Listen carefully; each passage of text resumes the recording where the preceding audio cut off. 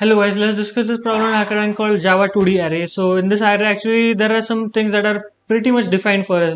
They have defined that they are giving us just a 6 cross 6. The dimensions are 6 cross 6, so it means that there is no other array than 6 cross 6 array. So basically this is fixed up. And one more thing about the R class. So they have already defined us that R class means 3 elements in the first row, 1 element in the next row, and 3 elements in the next row. So basically R class is nothing but 3, 1 and then 3. Just remember this thing, 3, 1 and 3. And instead of this, if anything is else is there is not an R class. So okay, you can basically spot out R classes. So you can consider these 3 elements, then this one element and these 3 elements. This is nothing but an R class which they have told us over here. And one more R class can be, suppose you are at this element, so you can say these 3 elements, then this one element and these 3 elements. So basically 3, 1 and 3, you can consider it like that.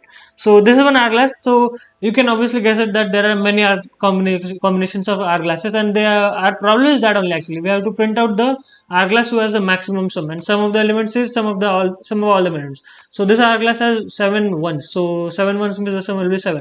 And you can also remember one thing, that one R class is having total 3 4 and sorry 3 yeah 4 5 6 7. So one R class can have maximum 7 elements, not maximum actually, and R class has 7 elements in this problem. So okay, and this is also one of the R classes. And if you see, if you want to consider the maximum sum, you have to include not these ones, you can consider these fours, or actually this one. So see, 2 4 4, then this 2, then 1 2 4, which will have the maximum sum, which is this thing actually. Yeah, so we have to work according to the code. Let us see what happens. So I'll do just one thing, I'll just copy the code from here and paste over here on IntelliJ, so that we can code it over here on IntelliJ. So fine, we don't have to worry about the input because they have already took in the input for us. Now we just have to worry about the iteration also. So first of all, let us set some maximum sum. So I'll set the maximum sum to be, I'll use the integer class and dot minimum value, or you can set it to minimum value. So you can guess what can be the minimum sum, because why am I setting the maximum sum to minimum value? Because we are using some for loops for iteration. So basically for using for loops, we set the maximum value to the minimum value and then we change it according to the iterations. So first of all, we can consider, so see, I told you one R class has 7 elements, right? And they have told us that range here can be from -9 to -9 over here. So if you consider the minimum sum, minimum integer can be -9. So suppose each and every element is -9 in this particular R class. So -9, 7 times it will be -9 into 7, that is 63. So the minimum sum can be -63. So you can either set it to minimum value or you can either set it to -63. Anything is fine. Both of them will be same. It is better if you set it to minimum value. Now you use two for loops for iteration. So outside for loop will be the iteration for row and inside for loop will be for column. So I'll just do one thing. I'll just copy this thing and just comment it out over here so that I can explain you all. So okay, why is it not working nicely? So I'll just tab it. Not everything. Okay. Yeah, okay. So see, the row will be for the outside for loop and columns will be iterated through the inner for loop. So outside for loop will be, say, int I equals to 0. Now one more important thing is, from where to where can we go? But the thing is, R class can be from basically 3 elements. So I have to add 3 to I. So suppose I consider this one to be I, and I have to, for getting the sum, I have to get this element as well.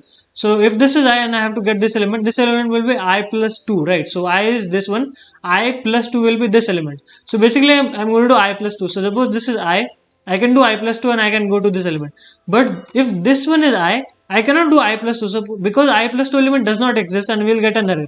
So basically this means that we can go only up to this element. So this means that 0, 1, 2, 3. So basically it means that if we can go only up to this element, we cannot go to this element, right? We can go only up to this element. So the index is 0, then 1, then 2 and then 3. So it means that I can go only up to 3. So I will be less than or equal to 3 because I can go up to 3, and the same will be for j because 6 rows and 6 columns, right? So j will be the one more for loops. Hold on. So plus plus, and inside of this I'm going to use one more for loop for iterating the column. So I'm going to use j for that. So j will be less than, or not I actually, j will be less than or equals to 3, and same thing, j plus plus. Fine, not equals to j plus plus. Okay, this is the inner for loop. Now basically we are going to just add and get the current sum. So I'll just define current sum, and current sum will be equal to, I am going to basically add them. So let us say I am at I comma j as of now, and I am going to add all the seven elements, right? So that if there are 7 elements, I just have to copy this and paste it 7 times and just change j and all. So 1 2 3 4 5 6 7. Okay, one more time. Yeah, and obviously do not forget the semicolon. That is the most important thing. So see, I and j. Suppose I and j can be anything, obviously, because I'm iterating, right? So only up to here though, only to this. So suppose I and j are this element. So suppose I and j are 0 0. Then I have to jump to the next element to get the sum of this. So basically, I'm considering this R-glass, this one, these three, this one, and this one. These three actually. So see, suppose I and j are these. I have to add all of the R-glasses, right? All of the elements in the R-glass. So I and j are 0, 0. Then to remain in the same row and the next column. Same row means I will be same, and next column will be j plus 1. And after this, same row, next column. So same row I, next column means j plus 1, j plus 2. Now next row means I will be I plus 1. Next row, and j will be not 0, j will be j plus 1. So j plus 1. And after that the same thing. So I is to the third row. So to if I am to go from 0 to the third row, I'm going to add 2 to it. So all the elements will be I plus 2, I plus 2, and I plus 2. And the same thing actually, j will be 0, that is this thing. Then j will be j plus 1, and then j will be j plus 2. So j will be 0 means if for this element I am going to this thing, then afterwards I have to do I plus 2 and j plus 1. This will be I plus 2, j plus 2. So I plus 1, okay, j plus 1 and j plus 2, not 1, 2. So I think everything looks fine now. So I plus 1. I'll do one thing, I'll just, arrange it in a particular way so that we guys understand, what is happening. So after this enter, after this enter. And I'm just trying to make it look like an hourglass.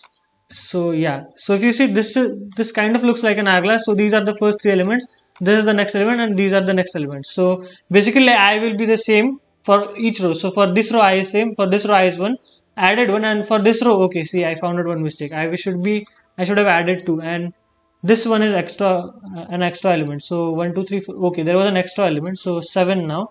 And so j is 1, so 0 plus 1 plus 2, this is j plus 1 now, and this will be j now, this will be j plus 1, and this will be j plus 2. Because of that extra element, everything got wrong, and I basically have to check if the current sum is greater than max sum or not. So if the current sum, if it is greater than the maximum sum, and okay, there is one extra space, fine, whatever. And then what I'm going to do is simply set the maximum sum as the current sum because it is greater, and semicolon, and simply print out the maximum sum. That's what I'm supposed to do in this problem.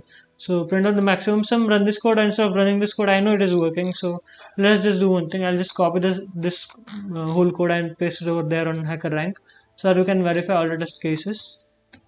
Let's just submit it. Yeah, looks like everything is fine. There's no error. So that's all from my side. You can subscribe to our channel to get updates regarding new videos. That's all. Stay tuned, keep learning. Thank you.